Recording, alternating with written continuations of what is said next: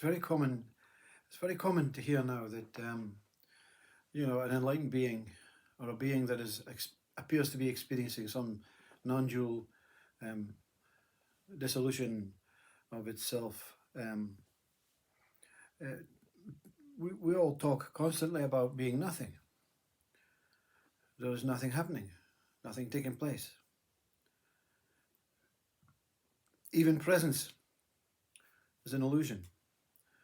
But illusion is not the word, it's just a passing thought, a passing concept, a passing, what we say, has solidified into some sort of reality. But the perceiver that appears to be a perceiver knows that what is operating the apparent perceiver is perceiving.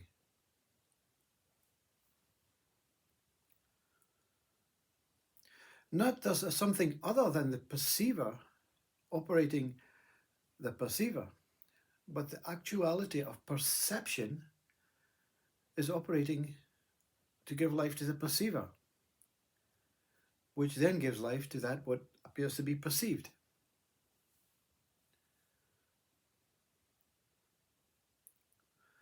In the movie, in the cinema, we have a screen. And on the screen are images, two-dimensional. Where do they are old-fashioned movies, where did they come from? The light that streams in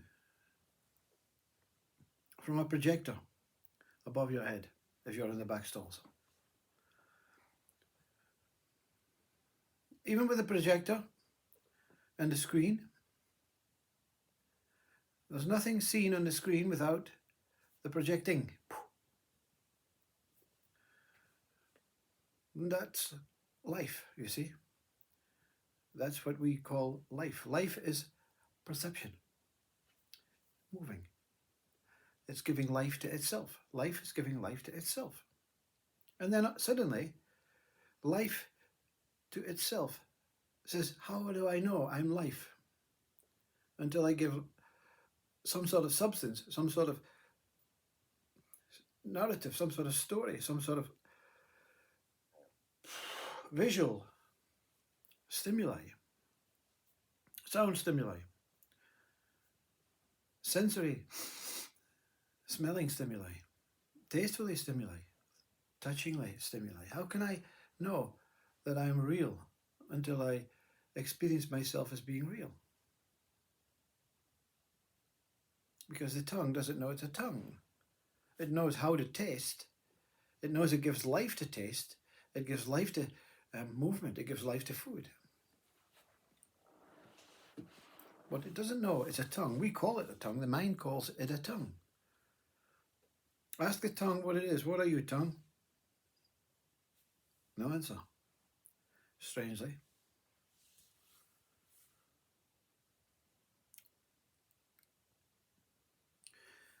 We don't like the idea. You see, the ego is not comfortable with the idea that perception comes before the perceiver. Well, perception must be good. God's a form. So from a form to God perceiving me, I become very similar to God as a perceiver perceiving the world. It's not true. God is perception. You are perception. Consciousness is perception. All the saintly gurus call it awareness. Some call it presence. Some call it here and now. Here-ness, now-ness, perception, perceiving. Ego hates that idea because that means I'm not really as real as I thought I was. I'm not really as important as I thought I was.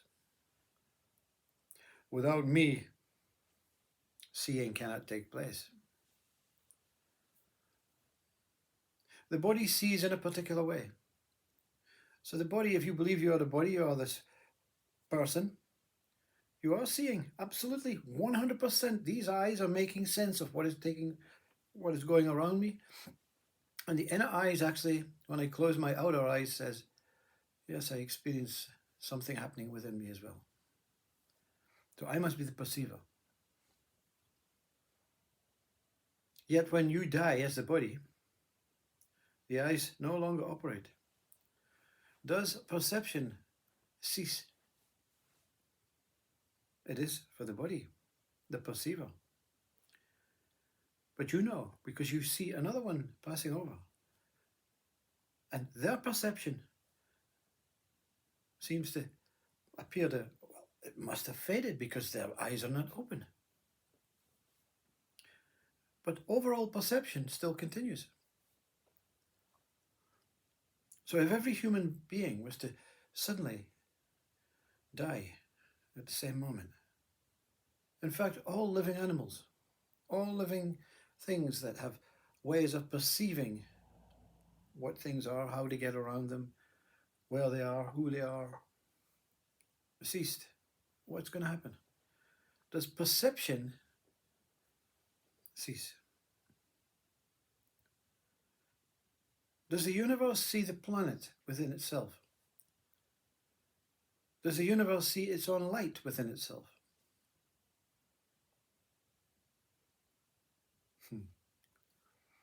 Do you see the light within yourself? You can see the light out with yourself. You can see darkness. Names and identities that you give through the experience of perception, of perceiving. The damned mind hates it, you see. Scientists, philosophers, psychologists, they all hate it. They despise the idea that they're not in charge.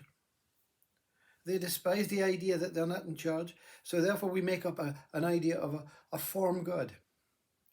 Well, if the form God exists, and I am the son of, Jesus is the son of this form God, and I am the son of Jesus, then God must be the one that perceives. Therefore, I replicate God so that I must just be the perceiver.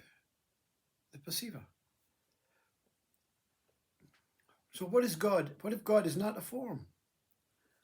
What if God is not light, not darkness, not opposing values? Can we perceive love? We can perceive acts of giving love, of creating love. That's the emotional sensory body. That's its capabilities, its abilities. It's incredible what it can create through love. But how can it create love without knowing what love is? It has to be connected to love. So is love a form? Is love an actual diamond that pulsates love? And then you pick up on it, and then you pulsate it yourself. So does God pulsate love? Is God a form that pulsates love? Or is God not just the love, the pulsating? We seem to ignore the pulse, the heartbeat. We think it's mind and me. Are you breathing? Of course I'm breathing. What that? I've got more important things to do. Is your heart beating? I wouldn't be talking if it wasn't. What's this nonsense? What's this nonsense? We've evolved. We can go and do things. Yeah, we've always done things. We've always been a practicing experiential form, flesh, whatever you want to call yourself, body. You're not doing things any better. If you are, you must be breathing better. Are you breathing better than the first man? Are you breathing better than the 100th man? Is your heart pulsating better than your neighbor's heart? Of course. Science will then try and justify that because they have two forms to work with. Yes, I'll put an ECG machine on you and an ECG machine on you. Yeah, your heart is much, much, much, much, much stronger than that one's heart. Yeah. How strong will that one be when it stops? Will it be, if they both stop together, which one will stop better? Which one will cease to pulsate better? Measurements within within thoughts, within concepts, just to keep us pacifying. I'm bored, life. We can now measure the heart with this machine. What was wrong with the last machine? This machine gives it instantly. Oh, very good. The heart is not instant. Yes, but it's how we read it. I can read my own heart instantly. I can hear it. Boom, boom, boom, boom. I don't need a machine. Yes, but the machine will tell you when it's getting faster or slower. My heart will tell me when it stops. That's 100% sure fact. If it's going slower, it's still pulsating. If it's going faster, it's still pulsating. While it pulsates, I exist. While I exist, I appear to be a perceiver. While I'm a perceiver, then I will continue to perceive the perceived. How will you perceive the perceived? With the perception that the heart and the breath and everything gives me the body. Yes, the perception comes first. There is only perception. We can speak like the saints and the gurus through our personal enlightened experience and tell the world, yeah, nothing exists, nothing's happening. But there is something happening. It's not a perceiver perceiving the world that's happening. It's not the world perceiving the perceiver that's happening. It's only perceiving that's happening with an apparent idea and a concept and a thoughtful based mind to say, I am a body, I am a form, I perceive. I am the most important thing in this universe. Who is I am, you see? Now we've reached that conclusion, I am the most important thing in this universe. Who is I am? That is the most important thing in this universe. You'll find that I am is perception. You'll find that I am is I is. Stability movement. Stability movement. I is, I is, I is, I is, I is. You don't know when you're stable, you don't know when you're moving. Are you moving? Yes. Are you stable? In deep sleep, I'm stable. Okay. In time and space, we can experience them as separate entities. You're always sleeping and you're always awake. In deep sleep, you're awake. In deep sleep, you're asleep. In wakefulness, when your body is moving right now, you're asleep. But you're also awake. This idea that there is a measurement, an idea that we can measure perception.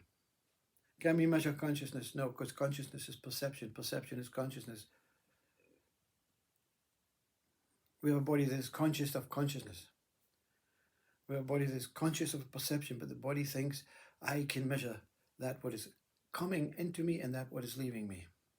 And yes, we go through life with this pathetic measurement system that I am 5 feet 8, I am blue eyes or brown eyes, I have this color of skin, I am this age, yeah, I walk 10 meters, I can hop, I can jump high, I can this height, all these things are taking place, but we just spend our whole life measuring the immeasurable. That's how foolish it is, you see. But we're going to continue to do it. We will continue to do this. That's the only way humans know now. We will continue to create and invent and measure and create, invent and measure, and then 150 years' time we'll say we've evolved 150 years further because we have robots giving us our tea. But the breath still remains the same, the heart still pumps the same and stops when it's had enough, You've probably had enough anyway.